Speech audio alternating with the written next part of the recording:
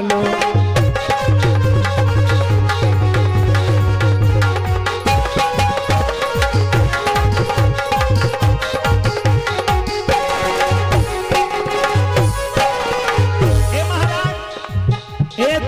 चिंता है कहूँ दुश्मन की, तब धावा करो हराई डालो।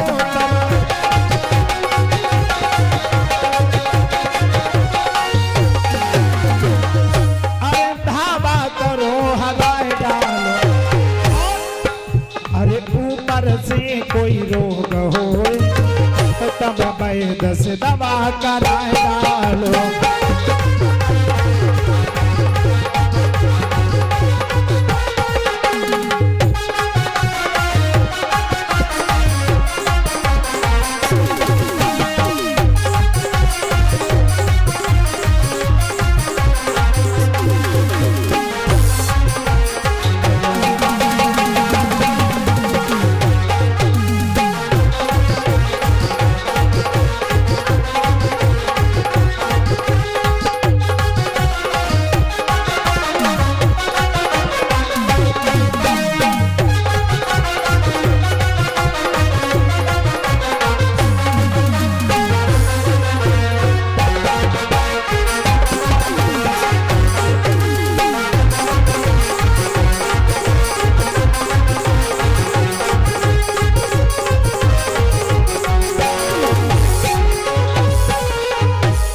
महाराज अगर तुम्हें कोई बीमारी है तो उसका दवा करवा लो। बात क्या है, तुम्हारा ये फूल जैसा चेहरा दिन दिन मुरझाता जा रहा है। भोजराज कंस कहने लगे महाराज बीमारी तो वैसी, जितना बीमारी का इलाज किया बीमारी बढ़ती चली गई।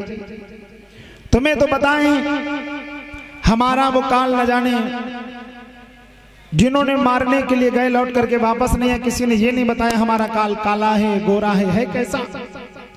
नारद ने कहा तुम चिंता ना करो, हम आज एक उपाय लेकर के आए हैं और ऐसा उपाय है तुम्हें मारने की भी जरूरत नहीं है, तुम्हारा काल अपने आप मर जाएगा।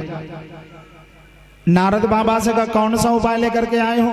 देवर्षि नारद बोले उपाय हम लिए लेकर के आए हैं, तुम नंद बाबा के लिए खत लिखो और खत में लिख दो कि हमें 3 छबरिया नीले कमल के पुष्प चाहिए। अगर तुमने हमें नीले कमल के पुष्प नहीं भिजवाए तो हम पूरे बंधु बांधवों के सहित तुम्हें जेल खाने में डलवा देंगे। नारद की बात को सुना भोजराज कंस कहने लगा पागल हो गए हो, अरे बिना बात के किसी को सताना मतलब मौत को दावत देने के बराबर है। लेकिन तुम्हें यह भी पता होना चाहिए क्यों,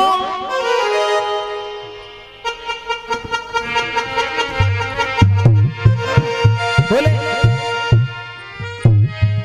निशाने पर लगे जाके और उसी को तीर कहते हैं, आन पर जान जो दे दे उन्हें अहीर कहते हैं। आन पर जान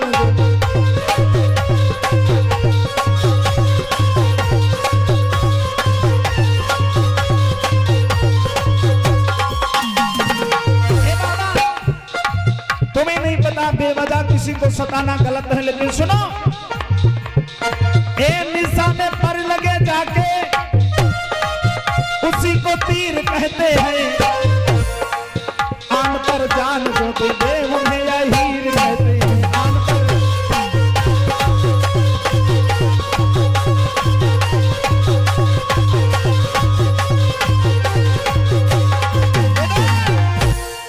इतने वचनों को सुना उसी समय भोजराज कंस से देवर्षि नारद ने कब पागल हो गए हो, ये नीले कमल के पुष्प काली देह में मिलेंगे, काली देह में कालिया नाग रहता, जब लेने के लिए जाएंगे तो तुम्हारा काल ऑटोमेटिक मर जाएगा। और मेरे भैया कहते नहीं, ये घर बिगाड़ने वाले आदमी बड़े चतुर होते हैं, किसी ना किसी तरीका से घर द्वार परिवार को बिगाड़ने में लगे रहते हैं। आज उसी समय देवर्षि नारद ने कहा खत लिखो, तो नारद बाबा ने खत लिखा है। खत में क्या लिखा, ए बाबा नंद, देखो शांत रहें तो ज्यादा आनंद आएगा, है ना, बाकी बोलेंगे तो फिर आप अपना काम करें हम अपना काम करें, यही होगा। बोलिए वृंदावन बिहारी लाल के। नारद बाबा की बात को सुन करके भोजराज कंस ने खत लिखा, ए बाबा नंद, आरे की सीधी सिरी सबलाई सबलाई सबलाई उपमा सुनिए उपमा तपधारी।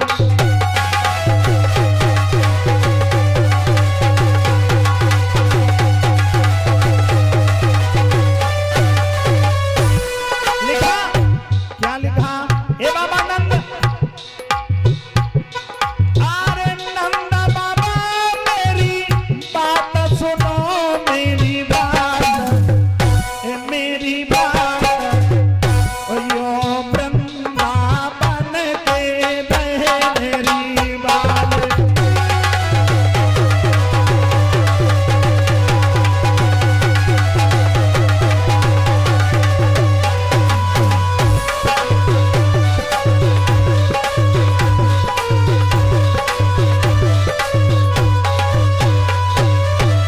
और लिखा हे बाबा नंद मेरी बात को सुनो क्या आरे तीन छपरिया पुष्प कमल दैया पुष्प ए दैया पुष्प और जल्दी से तुम दियो भिजवाई।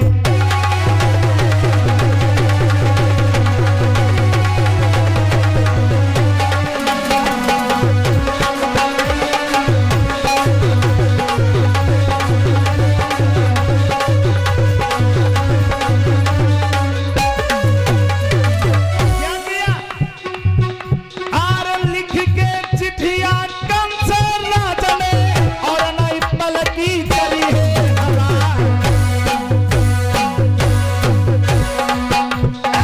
पहुंची चिट्ठिया की नंद बाबा दिल में एक याद एक दार।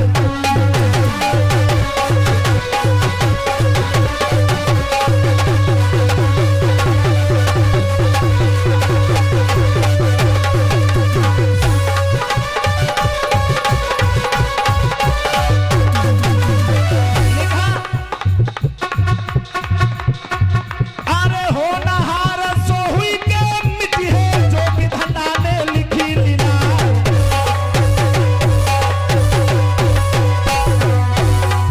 और लिखी विधाता गिर नहीं मिटी है चाट मल्ला खन करो उपाय।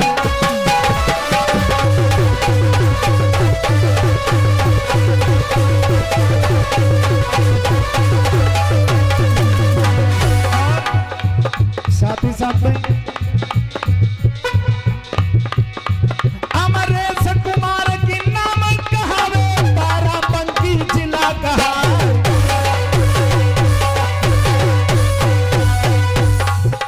बिराही नाद की पोस्ट कहावे और नारायणपुर कोई काम कहावे।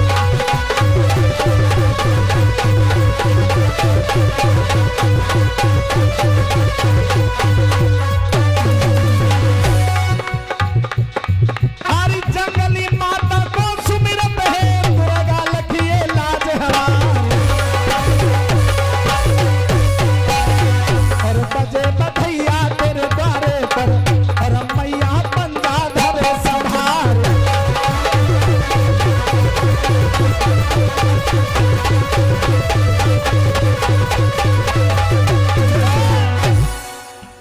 जिस समय भोजराज कंस ने वो खत लिखा, खत लिखने के बाद में बाबा नंद के यहाँ पर खत को भिजवाया और जिस समय बाबा नंद के पास में वो खत पहुंचा है, बाबा नंद ने खत को पढ़ा, आंखों में आंसू आ गए। सोचने लगे मैंने क्या गुनाह किया है जो ये भोजराज कंस मेरे बेटों को मरवाने के पीछे पड़ा है। तब तक के मैया यशोदा आगे कहने लगी बाबा क्या हुआ, कहा बेटा को मरवाने के लिए खत लिखा है।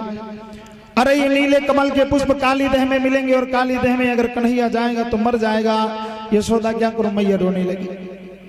और जब माता रोने लगी तब तक भगवान मुरली मनोहर गिरधारी घनश्याम का आगमन हुआ और मैया से बोले माँ क्यों रो रही है, बात क्या है। और माता अपने लाल को देख करके मैया एक बात बोली, लाला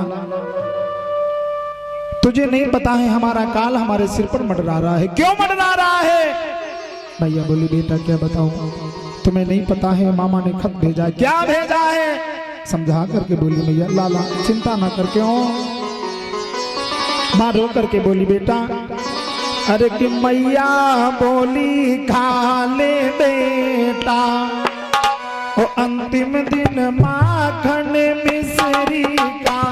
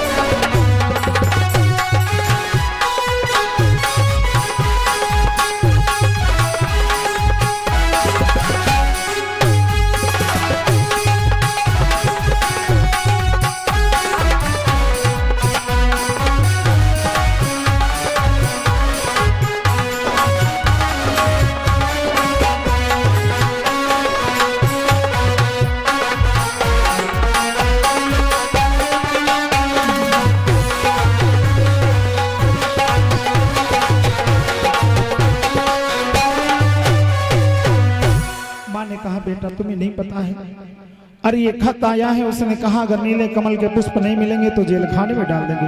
भगवान कन्हैया कहने लगे माँ, अरे हम कोई मथुरा वालों के गुलाम नहीं हैं जो हमको हुक्म पर हुक्म देते जाएंगे, हम करते जाएंगे। और मेरे भैया एक बार नोट कर लो, अरे अगर माँ के ऊपर दुख है और बेटा सीना तान करके घूम रहा है तो धिक्कार है ऐसे बेटे को।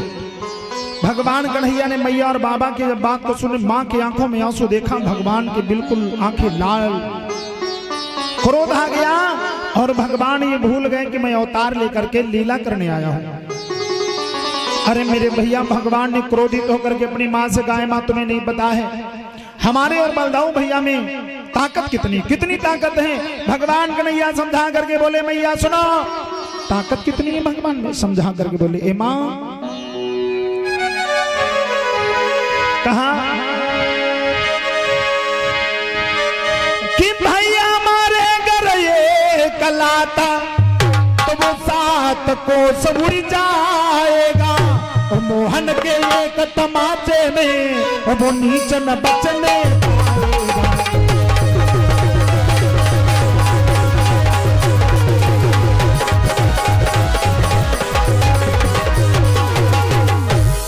माँ अगर मेरे बलदाऊ भैया ने एक लात मार दी तो सात को सुड़ जाएगा, और अगर मैंने गुस्से में एक तमाचा मार दिया तो मर जाएगा।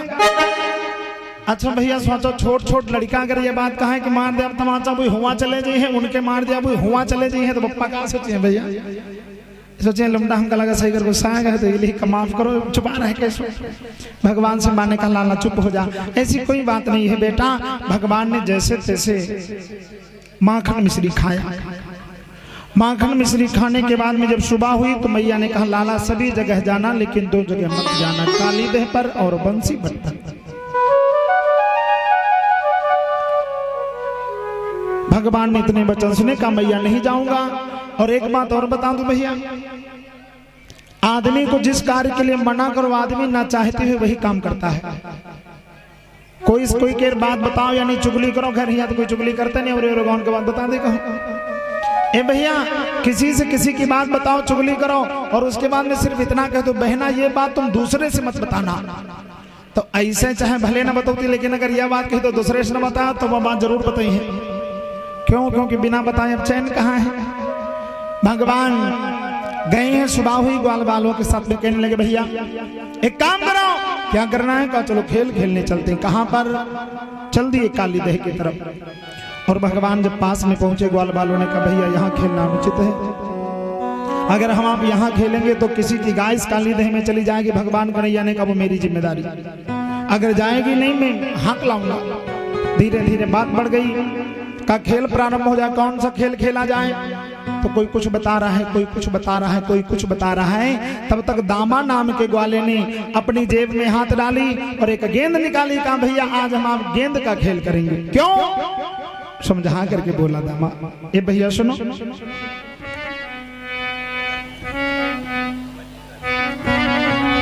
बोले क्या?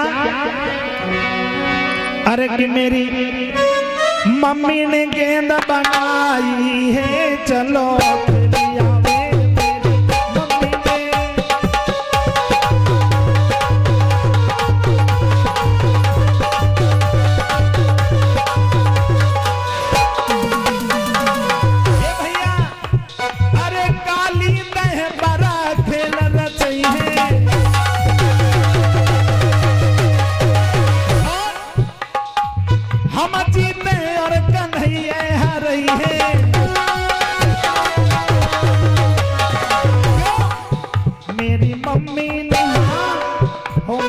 मम्मी ने गेंद बनाई है, चलो खेलिया वे मेरे।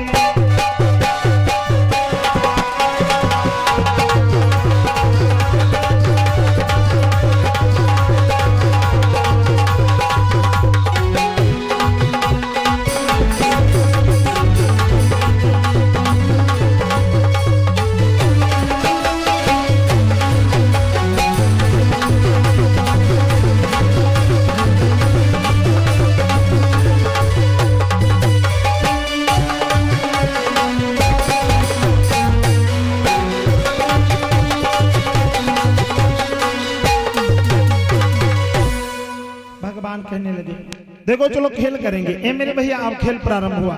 अच्छा गेंद वाले खेल में फायदा है, एमा कोनो पहला सहला नहीं बना पड़त कि नहीं तुम रहे हम रहे ना। पहले खेल होते थे तो बच्चे जहाँ पर हैं जैसे बैरिकेडिंग लगी है तो लड़का इधर रहे, ये होता है भैया। खेल प्रारंभ हुआ, क्यों? आज जिस समय खेल प्रारंभ हुआ विचार करने लगे क्या करें। भगवान खेल प्रारंभ हुआ और करते क्या, आओ सभी ताली सेवा करते, बोलेंगे बड़े प्रेम के साथ में ताली बजा करके। अरे की काली दह पर खेलन आयो रे हो मेरो 1200 कन्हैया, काली दह पर खेलन।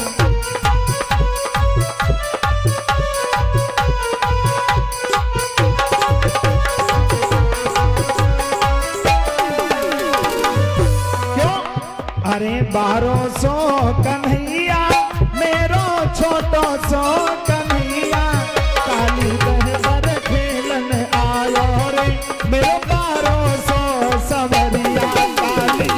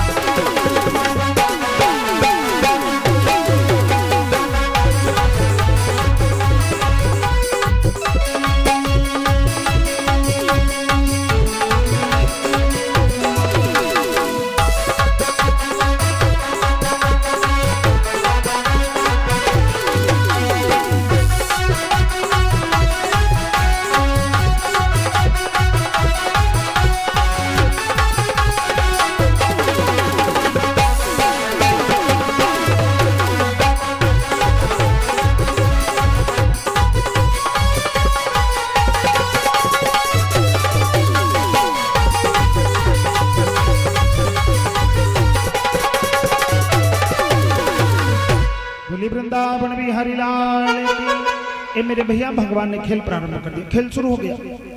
और जब खेल प्रारंभ हुआ गेंद इधर जा रही है उधर जा रही है उसके पास, लेकिन भगवान कन्हैया को गेंद नहीं दे रहे। क्यों? क्योंकि बड़ा चंचल है। सोचने लगे इसके पास गेंद जाएगी तो कुछ गड़बड़ कर देगा। और मेरे भैया जब गेंद नहीं दी भगवान कहने लगे भैया हमें भी गेंद दे दो। जब खेल प्रारंभ हुआ है खेल शुरू कर दिया सभी ने। करते क्या है, अरे कि जिदा मत ठाने लाला बात मेरी मान ले।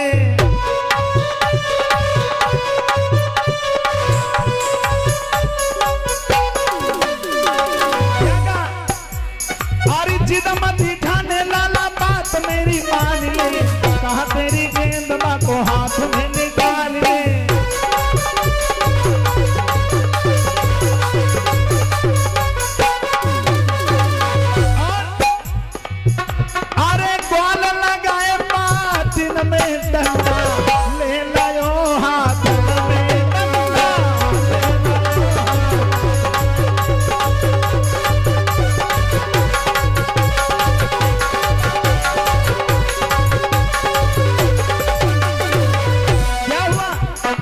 खेल शुरू है, इधर से गेंद उधर से उधर। भगवान ने तब तक क्या किया, अरे मारी जाबा टोला का था गेंदा में करारी है।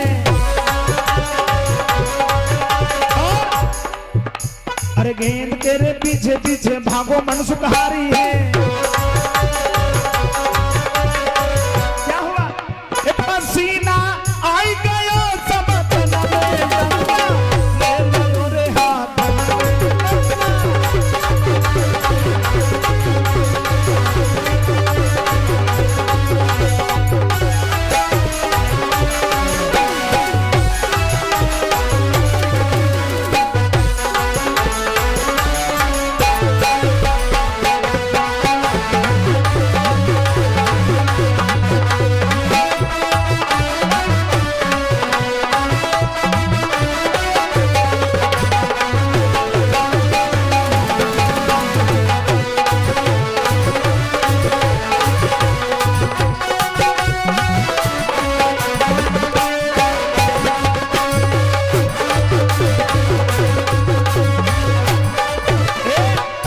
भगवान ने खेल प्रारंभ किया। एक टोल ऐसी मारी कि वो गेंद जा करके काली देह में, और जैसे गेंद काली देह में गिरी उसी समय दामा नाम का ग्वाला भाग करके भगवान के पास आया। अरे कन्हैया, मैंने तुझसे कहा था मेरी गेंद काली देह में नहीं जानी चाहिए, चल मेरी गेंद ला। भगवान कहने लगे भैया तू मेरा मित्र है यार, अगर इस काली देह में जाऊंगा मैं मर जाऊंगा। दामा कहला कौन हमारे घर के आओ भाई, कौन हमारे घर के हो, हमारी गेंद हमको दे दो। अच्छा कोई कोई मित्र होते भी ऐसे हैं, कोई कोई मित्र होते भी ऐसे कहते तुम मरो मरो लेकिन हमारे पहले काम करो, है ना। तो कहने लगा पहले हमारी गेंद लाओ। अब भगवान और दामा में बात बढ़ने लगी। भगवान ने कहा तेरे थप्पड़ मार दूंगा अगर तूने गेंद फिर से मांगी। उसी समय जब थप्पड़ की बात आई, भगवान कन्हैया से दामा ने कहा एक बात सुनो, एक करे सुन रहे हो, अगर तुमने थप्पड़ मारने की बात करते हो, मैं मानता हूं तुमने चोरी की, हम भी साथ में रहते थे, तुमने ऊपर की मलाई मलाई खाई, हमने मट्ठा पिया। भाई चोरी तो साथ ही करते थे, हम लंबे थे ज्यादा तो ऊपर तुमको ले जाते, तुमने मलाई खाई हमने पिया मट्ठा। और मेरी बात सुन लो, अगर तुम मेरे एक थप्पड़ मारोगे तो दामा बोला है भगवान कन्हैया से, ए श्याम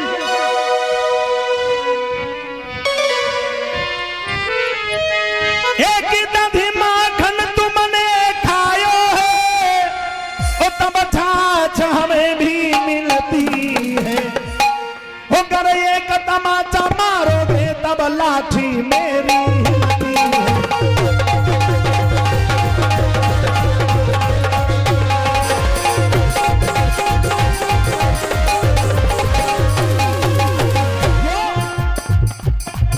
एक नहीं सुन, एक भी माखन तुमने खायो और तब छाछ हमें भी मिलती है। अगर एक तमाचा मारोगे और तब मेरी लाठी हिलती है।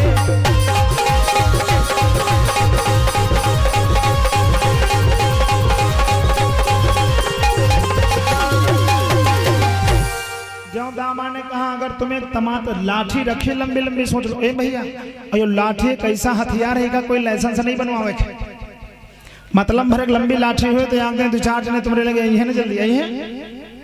पुलिस वाले पूछे कहाँ तो सब डंडा ले रही, कहाँ गई ठोक दियो कस होता है। अब दामा ने जब इतने वचन कहे बात बढ़ गई तो उसी समय भगवान ने कहा सोच लिया अगर तूने कुछ कहा तो। दामा कहने लगा अगर तुम इतने बलशाली हो तो काम करो, तुम भी पूरे ताकत वाले हो, ये इसमें पुष्प भी है नीले कमल के, जाओ लेकर के आओ। भगवान कन्हैया तो इंतजार ही कर रहे थे कोई आग लगा दे, आग कोई लगा दे। अब आग लगाई दामा ने, सो भगवान कन्हैया चढ़ गए कदम के ऊपर और उसी काली देह में कूद गए। जब भगवान कूदे हैं तब होता क्या, सभी ग्वाल बाल रो रहे हैं, मैया यशोदा भी रो रही हैं। जाकर के ग्वालों ने खबर की मैया यशोदा कूदना चाह रही काली देह में, लेकिन सभी ने रोका, मां पागल ना बनो, कन्हैया लौट करके आ जाएगा। इधर भगवान कन्हैया जब पहुंचे तो क्या देखा कि वो नाग की नागनियां जग रही है, कालिया नाग पड़ा पड़ा सो रहा है। अच्छा भैया होता भी है, वो कालिया नाग पड़ा बड़ा सो रहा। भगवान कन्हैया जब पहुंचे तो नागनियों ने भगवान को देखा तो कहने लगी बड़ा प्यारा बच्चा है, पता नहीं किसका है, भाग जाओ बेटा यहां से, लाला भाग जाओ। क्यों?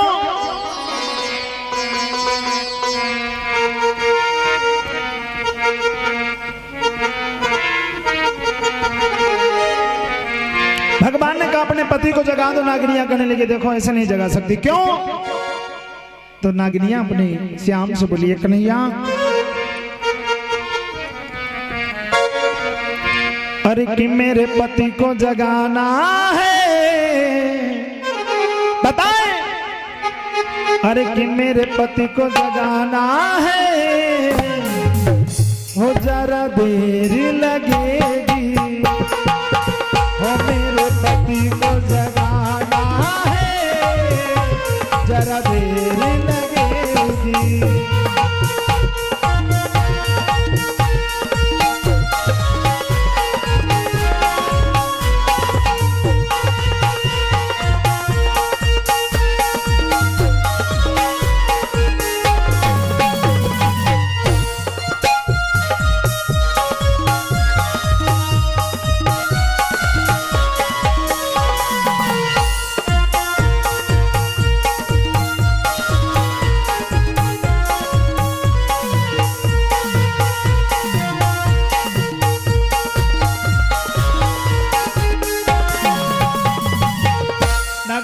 देखो पति को जगा देती लेकिन तुम्हारी सूरत पर मुझे दया। भगवान ने कहा जगाओ, और नागिनियों ने मना किया तो भगवान ने अपने हाथ से उस कालिया नाग की जो ही दुम को दबाया, पूंछ को दबाया मेरे भैया, वो सर पर फनफना करके उठा और भगवान कन्हैया से लिपट गया।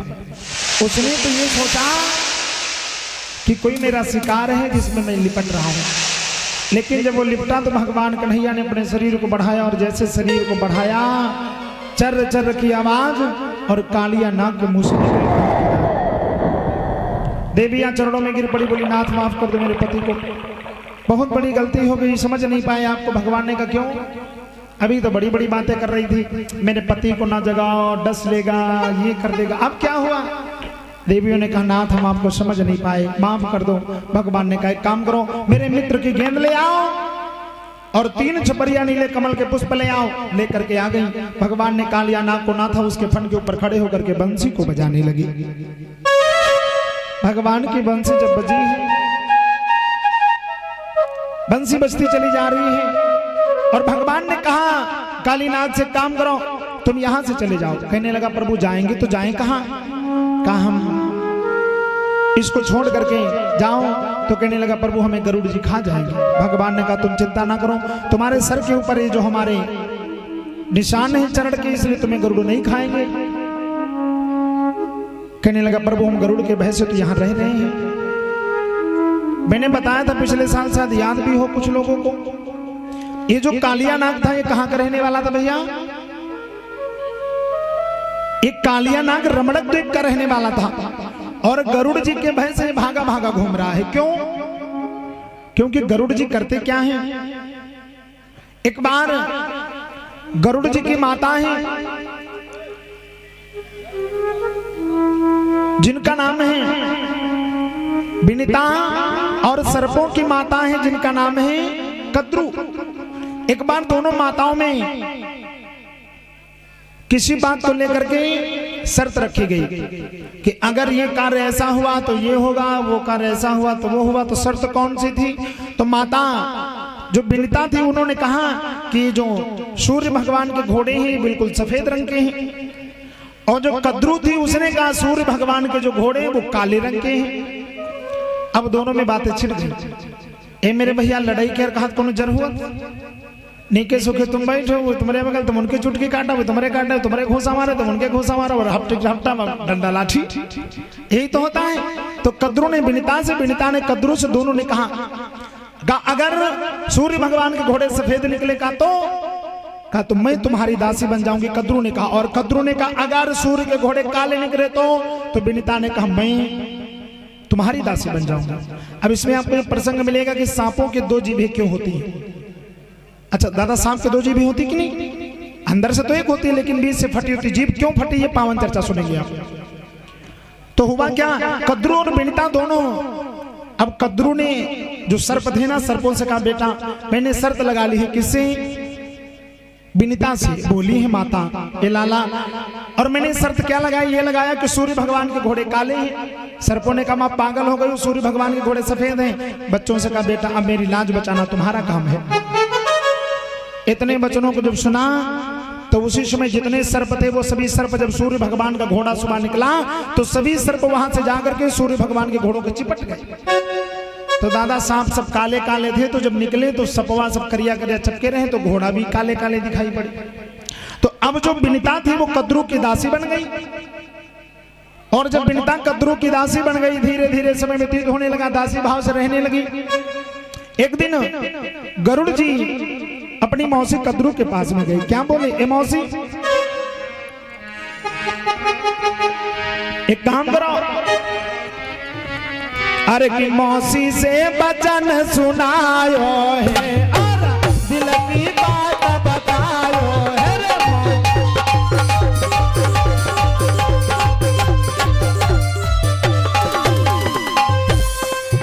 बोली क्या, ए मौसी से वचन सुनायो है और दिल की बात बतायो है।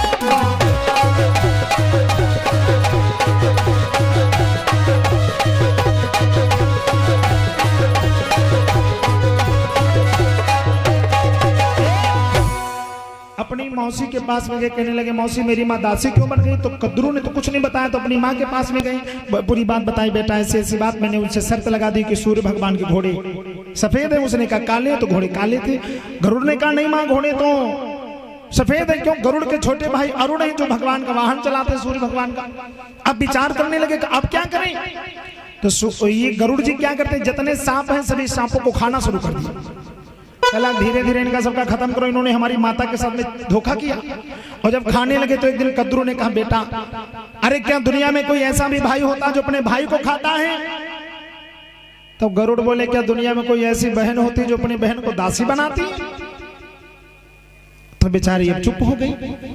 तो गरुड़ भगवान ने कहा देखो मेरी माँ को आपने दासी बनाया, दासीपन कैसे छूटेगा? तो कद्रू ने कहा काम करो, अगर तुम अमृत लेकर के आओ। क्यों? सोचे लांगे गरुड़ है बलवान और हमारे लड़का जो सपवा है वही कमजोर, अगर हमारे बेटा अमृत पी लेंगे तो सब हो जाएंगे अमर, और जो अमर हो जाए तो ये फिर हमारे लड़कन का मार दुनिया अपनी जुगाड़ है भैया। हाँ सभी लोग सोचे भगवान ये हो जाता है, लेकिन होगा वही कि भगवान की मर्जी होगी। विचार करने लगे तो गरुड़ से कद्रू ने कहा क्या कहा कि बोली कद्रू है लाल सुनो, हो यदि अमृत तुम ले आओगे तो मैं सत्य वचन से अरे कहती हूँ माँ को मुक्ति दिलवाओगे।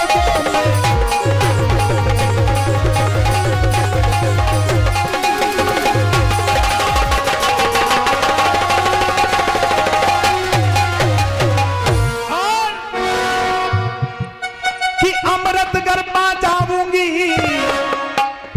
तो मैं साथ सत्य बतलाती हूँ, और दासीपन तो जब अरे छूटेगा मैं लाल तुम्हें समझाती हूँ।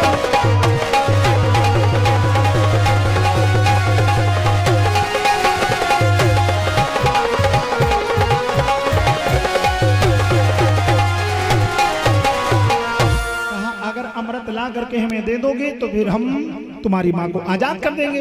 अच्छा अब गरुड़ जी के लिए कौन बड़ी बात, भाई भगवान के वाहन है, भाग करके गए और जा करके देवताओं से निवेदन किया प्रभु थोड़ा अमृत दे दो, हमारी माँ का दासीपन छूट जाए। तो अमृत का घड़ा लेकर के आए। कहाँ रखा? एक कुश कटा हुआ पड़ा था, उसी कुश के ऊपर उस घड़े को रख दिया। और जब घड़े को रखा, इतना रख करके वो घड़ा और अपनी माता से कदरू से बताने चले गए, ए माँ, अमृत का घड़ा तुम्हारे द्वार पर कुश के ऊपर रखा है, भाइयों से कह दो कि जाएं और जाकर के अमृत को पी ले, मेरी माँ को दासीपना से छोड़ दो। तो कहा ठीक है, जाओ। दासीपना से छोड़ दिया। अपने बेटों से कहा, बेटा जल्दी जाओ और जाकर के अमृत पी लो। ए भैया, कोई इसके जो घी खा लियो तो घी ना के भोजन का तुम्हारी उल्टी आवत हो का, है ना। बहुत माताएं होती कहती, महाराज काकरी रोटी में लगा तो दी थे, लेकिन जो लगा देती है अंगूरी हम साबुन से धोई थे, काहे कहीं हमारे उल्टी आवत। अब बहुत जने नाक बंद करे मां ढकोल लिया थे। सोचो भैया, नीक काम के लिए आदमी बताओ, अरे घी खाना चाहिए जो खाने वाली चीज, लेकिन आदमी को खाने का समय नहीं है। बारे भगवान। और ये कुछ दान आया है, 51 मुद्राओं का दान शीतला प्रसाद जी रुकनापुर से, 101 मुद्राओं का दान राजकुमार भैया जी रुकनापुर से, 101 मुद्राओं का दान राम सुमिरन भैया जी दयारामपुरवा, 201 मुद्राओं का दान फूलचंद रुकनापुर से, 501 मुद्राओं का दान सुरेंद्र कुमार जी रुकनापुर से, 101 मुद्राओं का दान अरुण यादव बेनी सिंहपुरवा से, और ये 101 मुद्राओं का दान मलिंगा यादव, श्रीलंका का आदमी है, क्या कर रहे हैं, मलिंगा यादव जी दयारामपुरवा, उनके द्वारा आया है। और ये 21 मुद्राओं का दान मेवालाल भैया जी मदराहा से, 1100 मुद्राओं का दान शत्रुघ्न लाल यादव बीरमखेड़ा से, और ये 50 मुद्राओं का दान राम है दयारामपुरवा। इन भक्तों की ओर से दान आया, बहुत बहुत साधुवाद, धन्यवाद। बोली वृंदावन बिहारी लाल की। विचार करने लगे, अब भगवान के गरुड़ जी तो रख करके चले गए, और तब तक देवराज इंद्र ने क्या किया, वही दादा इधर रख के गए, और तब तक देवराज इंद्र ने क्या किया, वही आए, वो चुराग लेके भाग गए। ये देवता बड़ी कला, साम दाम दंड भेद, किसी तरह से जीतना है तो जीतना है। अच्छा भैया सोचो, एक जरा विचार, आदमी को अगर मरना है तो यह दशा है, मरे है तो पावे पड़ोसी के खेतवा काट ले, पावे वो ट्रैक्टर अपने घर में खड़ा कर ले, घर भर में कब्जा कर लिए। मरना है तब जो बहुत ज्यादा अमर हो जाती तो सोचो क्या करते। हाँ तो भी दुनिया में रहना मुश्किल हो जाता। तो वो तो अमर होना चाह रहे, वो भी सांप। तो इंद्र लेकर के जब चले गए, सांप वहां से भगे घर से छुटान, और जैसे भगे वो भग करके आए तो देखा वहां वो कुश बिछा था। अब घड़ा तो गाया, तो सोचा लगा कि कुसमा हो सका अमृत हुए।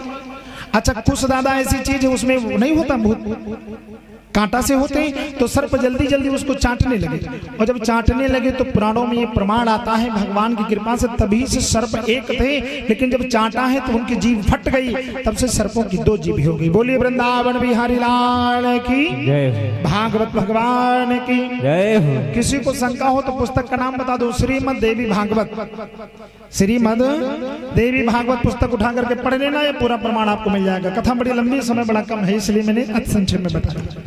अब भगवान की कृपा क्या हुआ, अब उसी गरुड़ जी अब करते क्या है, सांपों को फिर खाने लगे। कहा ये बहुत दुष्ट, इनको नहीं छोड़ेंगे। और जब खाने लगे तो बारी बारी से सर्पों ने एक निवेदन करवाया। क्या कहा, एक काम करो, एक सर्प रोज आ जाएगा, तुम उसको खा लेना।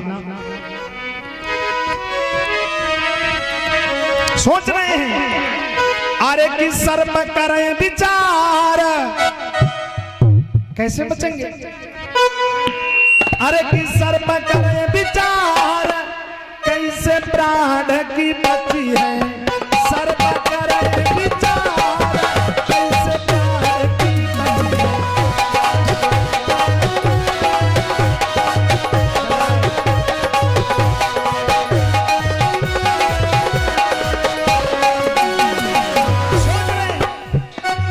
कैसे प्राण की बची है,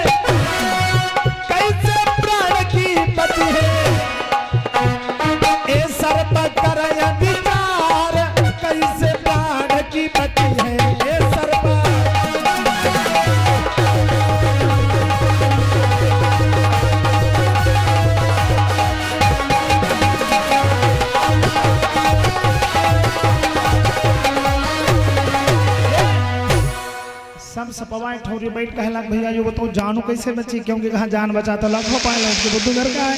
सोचा लाख भैया जान बच जाए, बाकी जिंदगी कट जाएगी। तो सभी सर्पों ने ब्रह्मा जी को बुलाया। ब्रह्मा जी पितामह है ना, तो ब्रह्मा जी से कहा ब्रह्मा जी एक काम कर दो, इन गरुड़ जी को समझा दो कि सब सर्पों को ना खाएं। तो एक प्रस्ताव पारित हुआ कि भाई एक सर्प एक वट वृक्ष के नीचे आ जाएगा और गरुड़ जी उसी को खा लेंगे। तो कहा ठीक, अब रोज एक एक जाने लगा। जो उन बेचारे कमजोर रहे हुए तो जाते रहे। एक दिन इसी कालिया की बारी आ गई। इसका नाम असली क्या भैया? कर्णकोटक।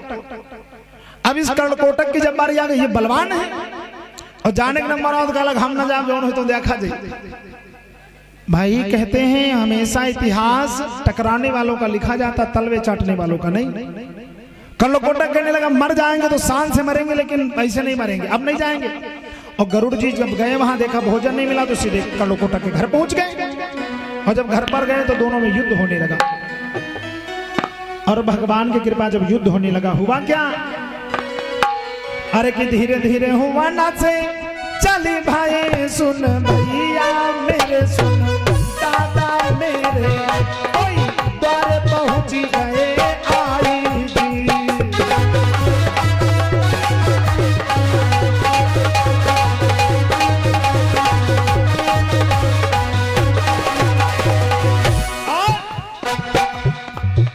अरे कहने लगे समझाई के सुन भैया मेरे, सुन दादा मेरे, कोई दियो साथी बता लाई जी।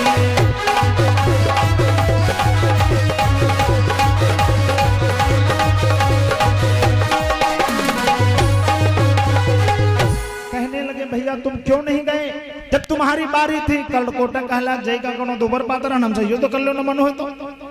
भाई अगर ज्यादा तुमको घमंड अपनी ताकत पर, युद्ध कर लो। अब दोनों में लड़ाई होने लगी।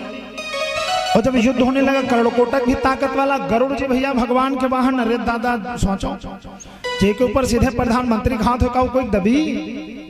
हाँ आगे मुख्यमंत्री को पटके लागे, कहा सोचो तुम्हार कहाँ है। अब गरुड़ जी भी दबने वाले नहीं, युद्ध होने लगा। और जब युद्ध हुआ, कर्णकोटक भी बड़ा ताकत वाला है। युद्ध होता रहा तो कर्णकोटक और गरुड़ में जब युद्ध हुआ तो चोंच में मार में गरुड़ जी घायल हो गए। और जब घायल हुए तो गरुड़ जी ने प्रहार किया तो कर्णकोटक भगा वहां से। और भगा तो आकर के इसी काली दह में कूद पड़ा। क्यों? इस काली दह पर गरुड़ जी जाते नहीं हैं। क्यों नहीं जाते हैं? क्योंकि काली दह को भी श्राप है गरुड़ जी को। क्यों श्राप है? यहां पर एक महात्मा रहते थे जिनका नाम था सौभर ऋषि महात्मा। सौभर ऋषि नाम के महात्मा रहते थे। वो यहीं पर भगवान का भजन किया करते थे। और सभी ताली सेवा करते हुए बड़ा प्यारा सा भजन बोलेंगे, प्रेम के साथ में सभी बोलेंगे बड़े भाव से। आज भगवान का भजन कर रहे हैं बैठे बैठे। महात्मा जी करते क्या है बोलेंगे सभी। अरे की उमरिया बिताए दई राम नहीं जाना, उमरिया बिताए दई राम नहीं जाना, उमरिया।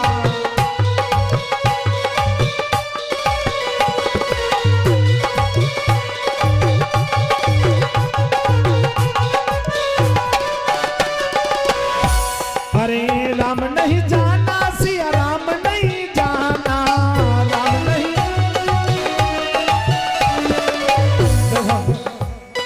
सभी लोग ताली बजा करके बड़े भाव से बोले हैं ना, और धीरे धीरे बजाएं। और ताली बजाने का ऐसे न मन करें तो हम एक और तरीका बताएं। अपने जो सामने बैठा उसकी पीठ को थपथपाएं तो आपकी ताली भी बज जाएगी और भगवान का भजन भी। अगर वो स्वागत हुई तो जागी हो जाए, तीन फायदा है। इसलिए ताली बजा करके बड़े भाव सभी बोलेंगे मीठी मीठी ताली। जय हो।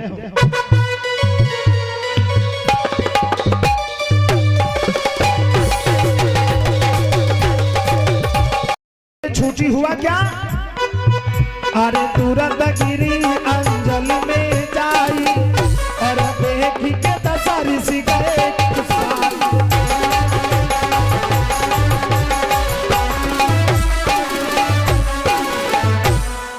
जैसे उसको पकड़ा, भगवान की कृपा झटक करके जाकर के अंजलि में गिर गई। और जैसे अंजलि में गिरी, बाबा गुस्सा, बाबा क्रोधित हो गए। बता मैं मना कर रहा हूं रोज रोज काम ना करो, लेकिन मानने हो जाओ।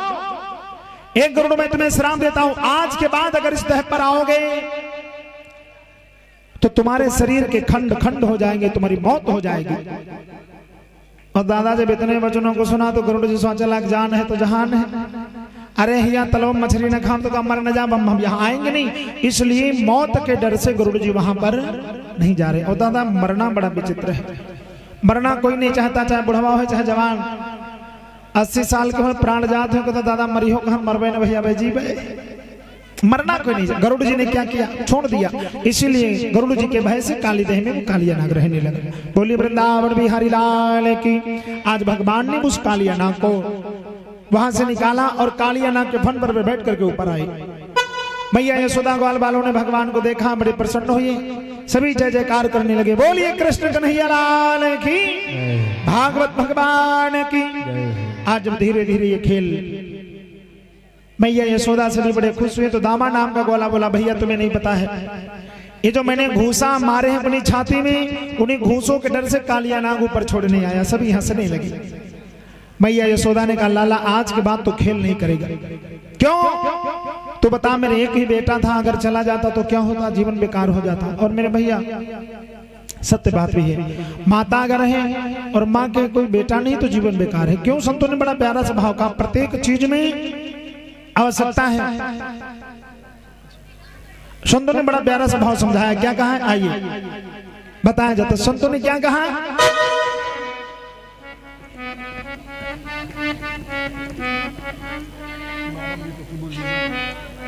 क्यों बताया जाता है, कुछ चीजें बड़ी जरूरी हैं। क्यों? अरे कि जहां नालियां अधिक बनी, एक नाला बहुत जरूरी है।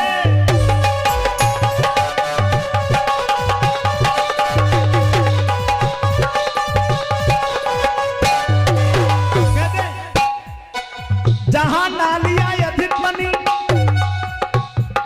एक नाला बहुत जरूरी है।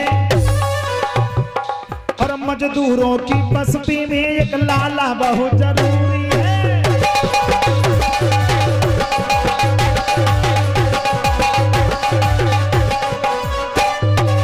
क्यों? अरे मजदूरों की बस्ती में एक नाला बहुत जरूरी है। काल के ब्याह माँ जयमाला बहुत जरूरी है।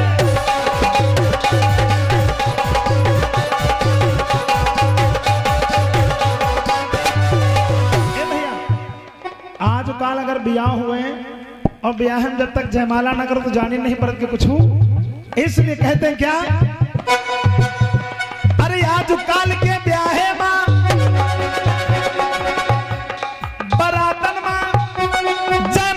बहुत जरूरी है। और पता है काल से निवर्ता सब कोई बरते रही तो पता है क्या, अरे जब निवर्ता बरते हो तब क्या ला बहुत जरूरी है।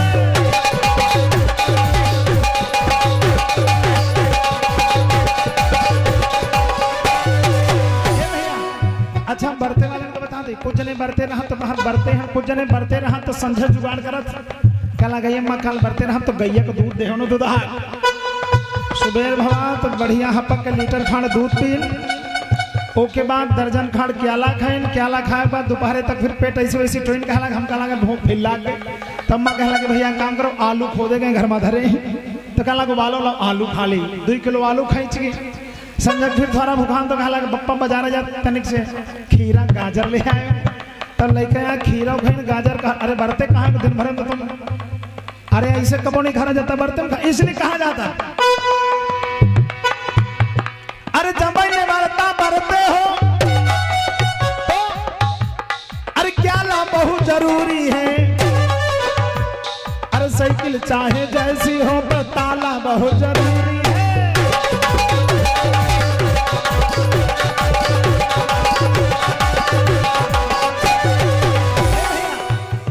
अरे साइकिल चाहे जैसी हो पर ताला बहुत जरूरी है।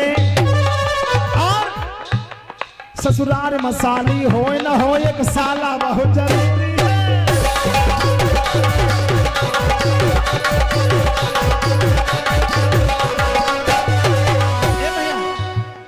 अगर साली नहीं है तो कोई बात नहीं, मान लो मोहल्ला में तो काम चल जाए, लेकिन साला अगर घर में नहीं है तो हो तो खटिया अपने हाथे में डायरेक्ट करी। और पहले पुरखा पूछ लेते, कहती भैया घर में लड़का है कि नहीं, वो कहते अगर लड़का नहीं तो कहती हमारा लड़का है, तुम्हारे खटिया डाल के बैठी, विवाह नहीं करते थे। अब आज काल तो ढूंढत कहा भगवान को मिल जाता, देवी कहा जमीनों मिलता है, होता है ना। कहते हैं ससुराल में साली हो न हो पर साला बहुत जरूरी है। चाहे जैसी हो एक लाला बहुत जरूरी है।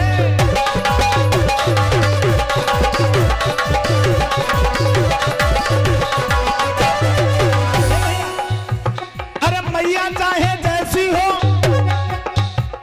माता है अगर घर में बेटा नहीं हो तो उस माँ का सम्मान नहीं होता, याद कर लेना।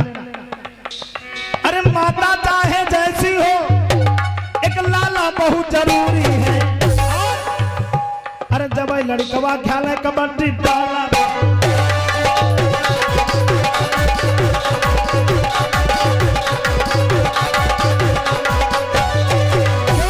ये भैया लड़का जो कबड्डी खेला तो पहला ना हुई तो हुआ तक भागा चले जाइए, इसलिए पहला के लिए हम बता दें अब तो कबड्डी कोई खेलता नहीं एक पहले चलत रहे नींबू छो, है ना, बिचम पहला इधर से बालक चले जाए हुआल नींबू छो हुआ 4 लौंडे हचक पकड़ ली न दाबे गटई टुट सांस टूट नींबू छो और गटई दाबे टुट सांस नींबू छो और वो गटई दाबे हट नींबू छो। अरे दादा दाबे गटई धर खींचा पाछे चले जा, लेकिन वो नींबू छो अरे वहां कहो सांस टूरे तो का सांस टूर का नींबू छो, अरे नींबू छो का दादा। अरे जमाई लड़कवा खेले कबड्डी नींबू छो, अरे जमाई लड़कवा खेले कबड्डी, अरे पहला बहुत जरूरी है। और अरे गुरुवर धर्मानंद कहते एक चेला बहुत जरूरी है।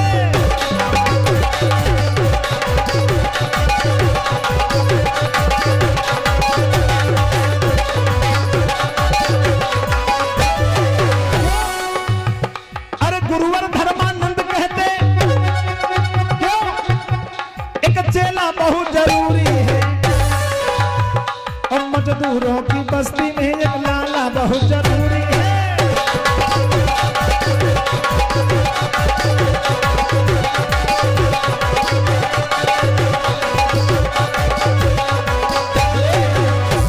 वृंदावन हरिलाल की, भागवत भगवान की। आज सखिया भगवान कन्हैया को याद करके कहते हैं श्याम, बोलेंगे सभी क्या कहती हैं? अरे कि कन्हैया छबीदार यार आयो गोकुल में, कन्हैया छबीदार यार आयो गोकुल में,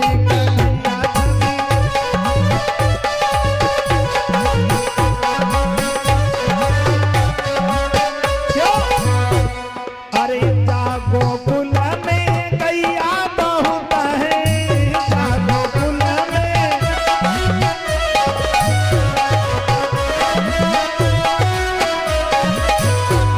अरे माखन मजेदार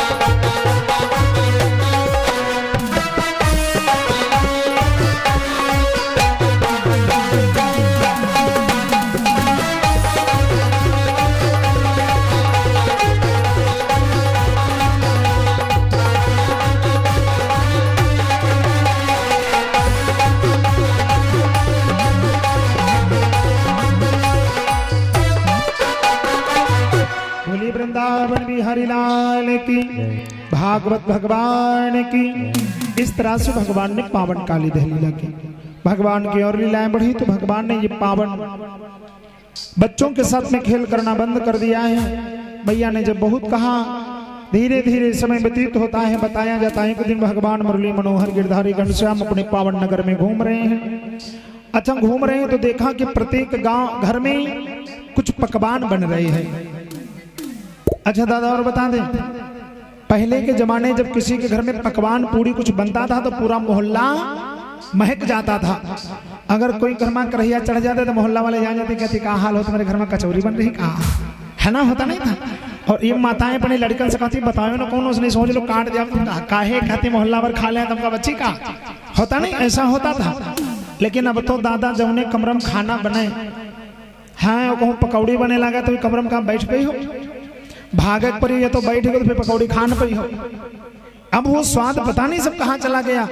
इसलिए भगवान मुरली मनोहर गिरधारी पूरे गांव में घूम रहे हैं तो देखा है, क्या देखा कि सभी के घर घर में कुछ ना कुछ पकवान बन रहे हैं।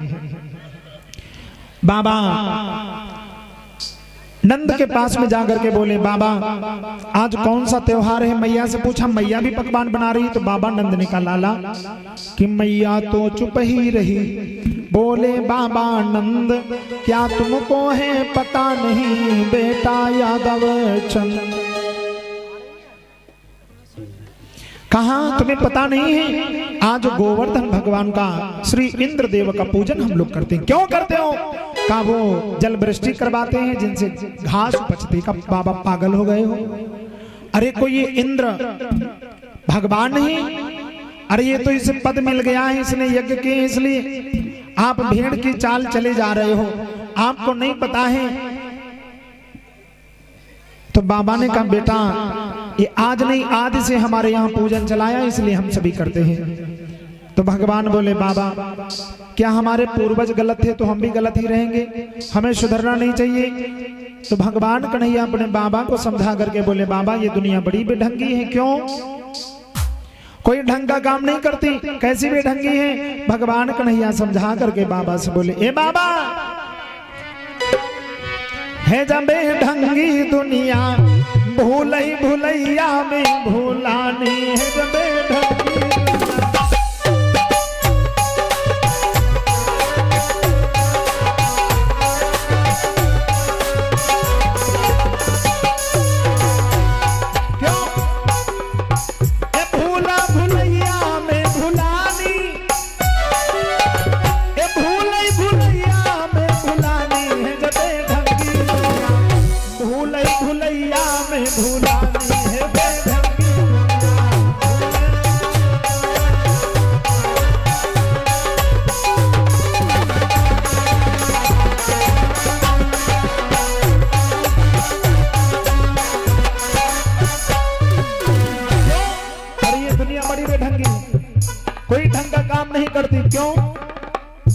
हम बताओ ब्रह्मा विष्णु महेश को नहीं मानते हैं। बिफे वाले दिन जहाँ धमा चादर चढ़ा कावत, अरे सोचो तुम्हारे में इतने देवता क्या कम है जो तुम्हें अलग जाना पड़ता है? इसलिए समझा करके बोले बाबा और सुनो, अरे दुखिया पिता जो पानी मांगे लाठी लेकर धावे,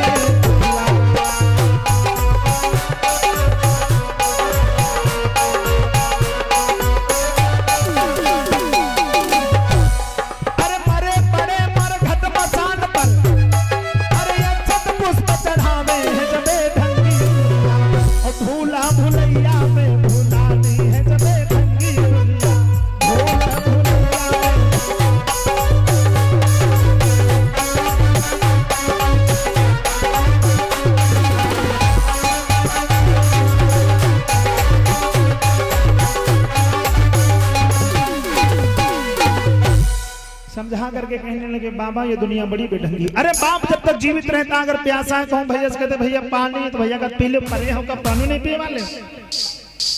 और अगर वही पिता मर जाए तो कि जियत बाप के दंगे में दंगा मरे हाड़ पहुंचावे। गंगा कहा गंगा जी मना रहे पता, अरे पप्पा कहाँ तरजे है दादा? जब सेवा करने वाली थी तुमने सेवा नहीं की, अब गंगा जी में डाले से अगर तरे लगे तो तरेंगे। इसलिए भैया जीते जी जो कुछ करना है कर लेना चाहिए। नहीं, मरने के बाद में कुछ करने से कोई मतलब नहीं। समझाने लगे बाबा ये दुनिया बड़ी बेढंगी है, ढंग का अगर काम करना, अगर ऐसी पूजा करनी है तो हमारी समझ में आता हमें गोवर्धन का पूजन करना चाहिए। क्यों? क्योंकि गोवर्धन के ऊपर हमारी गाय चरती हैं, जब चरती हैं तो हमें दूध देती हैं, दूध देती हैं तो हम सभी खाते हैं, हमारे शरीर में ताकत आती है।